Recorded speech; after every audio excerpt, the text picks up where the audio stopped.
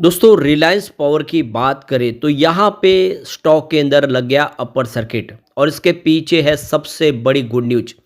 जो solar energy corporation of India ने 3 साल के लिए किसी भी टेंडर प्रक्रिया में हिस्सा लेने से उनको रोक दिया था, बैन लगा दिया था, उसको हाई कोर्ट ने खारिज कर दिया है। एक बहुत बड़ी राहत मिली है रिलायंस पावर को, यानी आने वाले समय रिलायंस पावर अब कमाल कर सकता है। वैसे तो स्टॉक बहुत ज़्यादा करेक्ट भी हो चुका ऊपर के लेवल से।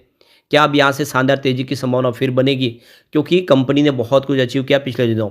काफ़ी लगा ज़्यादा मेहनत की जा रही है अनिल अंबानी की तरफ से कंपनी को तेज़ी से ऊपर लाने के लिए। बीच-बीच में प्रॉब्लम आ रही है, लेकिन उसके बावजूद भी वो कोशिश उनकी जारी है।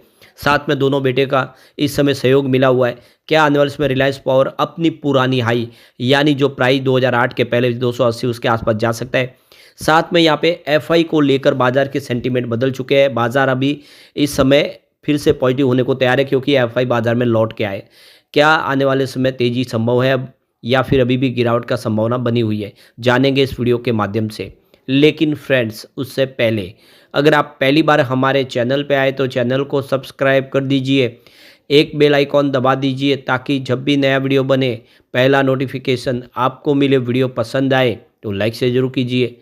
चलो फ्रेंड्स, वीडियो स्टार्ट करते हैं। मैं हूँ आपका दोस्त एस बी दवे और हमारे अपने चैनल ऑनलाइन कमाई में आपका बहुत बहुत स्वागत है। तो सबसे पहले बाजार की बात कर ले। आज बीएसई सेंसेक्स 80,234 के स्तर पे क्लोजिंग थी, 230 पॉइंट की तेजी के साथ।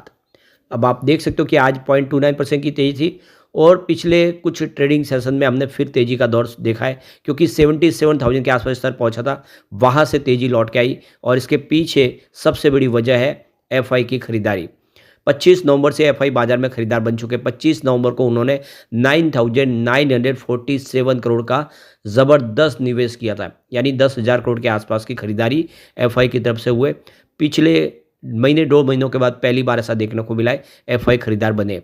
26 नवंबर को उनकी एफआई की खरीदारी थोड़ी रुकी है, कम हुई, लेकिन फिर भी अच्छी थी। 1,157 करोड़ की उन्होंने खरीदारी की है। और आज 13,027 करोड़ का फ्रेश इन्वेस्टमेंट किया। सामने 13,019 करोड़ की उन्होंने बिकवाली की। उनकी खरीदारी का आंकड़ा 7.78 है, जो काफ़ी कम है। यानी जो एग्रेसिव बिकवाली का दौर था वो तो खत्म हुआ, लेकिन खरीदारी भी उतनी खास बन नहीं पा रही है। 2 दिन तेजी बनी, लेकिन आज उतनी तेजी बन नहीं पाई। अभी फिलहाल इस महीने में 29,834 करोड़ का उन्होंने बिकवाली कर दी है। तो जैसे कि बाजार में एफआई की खरीदारी शुरू हुए, पिछले 2 ट्रेडिंग सेशन से डीआई अपनी प्रॉफिट बुकिंग करे थे।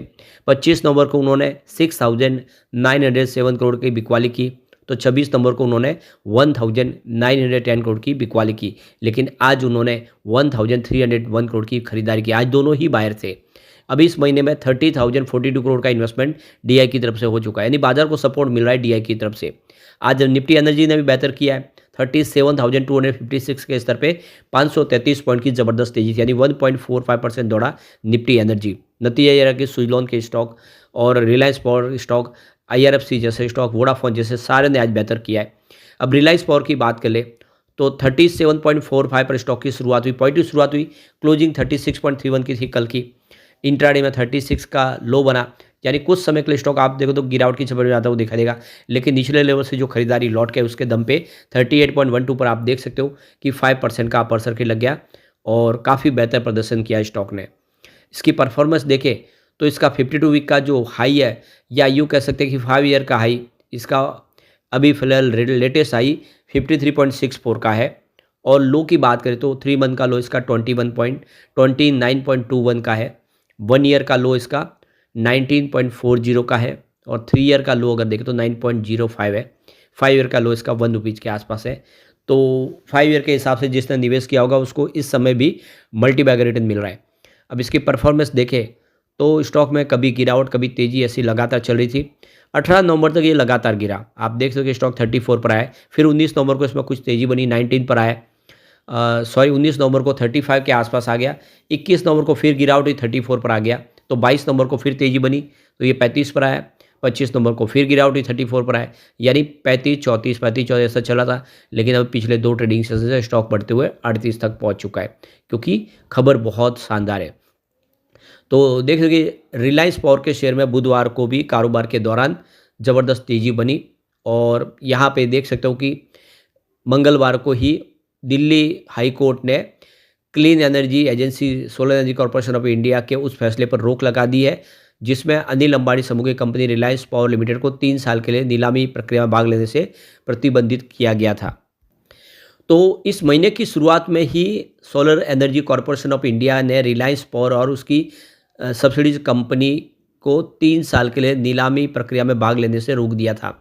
हाल में ही बैटरी स्टोरेज के ठेके के लिए अपनी बोली का समर्थन करने के लिए फर्जी बैंक गारंटी जमा करने के आरोप उन पर लगे थे और इस वजह से उस पर रोक लगाई गई थी।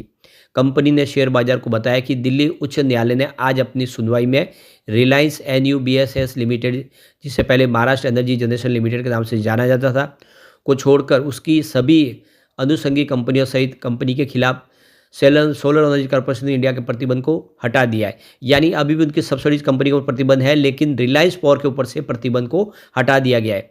रिलायंस NUBS ने मनीला सिटी, मनीला फिलीपीन में स्थित एक इकाई के जरिए फर्स्ट रेट बैंक द्वारा कथित रूप से जारी बैंक गारंटी जमा की थी। डिटेल जांच के बाद इस बैंक की भारतीय इकाई ने कहा है कि फिलीपींस में बैंक की ऐसी कोई शाखा मौजूद नहीं है, जिसके कारण यहाँ पे solar energy corporation of India ने माना कि बैंक गारंटी फर्जी थी।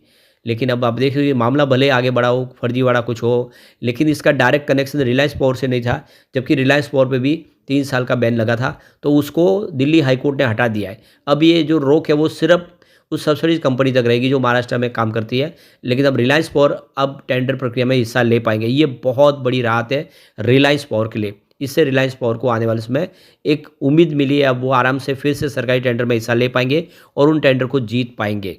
तो यहाँ पे कंपनी ने जुलाई सितंबर तिमाही के दौरान अपनी जो सब्सिडीज कंपनी है विदर्भ इंडस्ट्रीज पावर लिमिटेड, उसके जो 3,872 करोड़ का जो बैंक जो गारंटी का जो दायित्व था उसका निपटान कर दिया है और उसका पूरा पैसे का सेटलमेंट किया।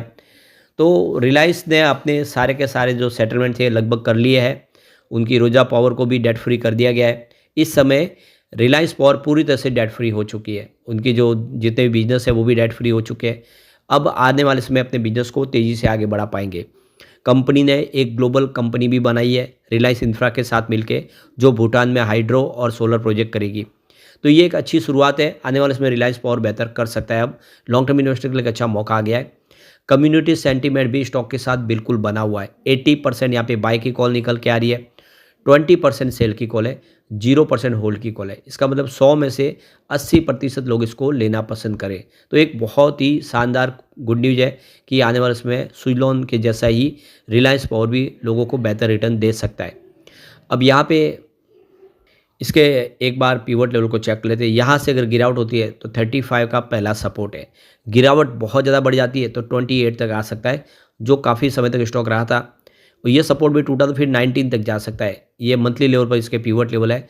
गिरावट इतनी बड़ी होने की संभावना काफ़ी कम है। पॉजिटिव माहौल बना तो 51 का फर्स्ट रेजिस्टेंस है, इसको पार किया तो एक नई हाई बनती हुई दिखाई देगी 60 की, और 60 को पार करते ही फिर स्टॉक 68 तक जा सकता है। ऐसे में एक बहुत अच्छी अपॉर्चुनिटी समय दिखाई दे रही है।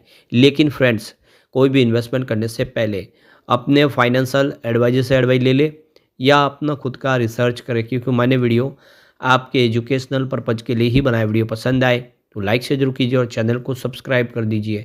Thank you friends.